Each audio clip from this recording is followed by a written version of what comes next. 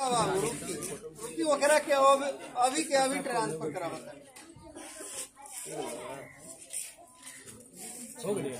इसी लिपसिंग कुछ बात कीजिए, कुछ बात करने दीजिए। चल बारे देखिए चैनल में लगा दे। उतना बने।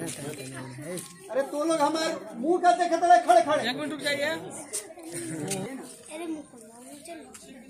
ई का कहता नहीं दरोगा बाबू, रुका अभी ओकरा के ट्रांसफर करावता नहीं। बोलिए।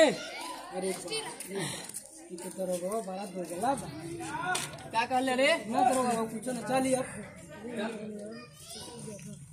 नाश्ता पानी ना कुछ करा। ऊपर आइए फिर दरोगा बड़ा दो गला बा।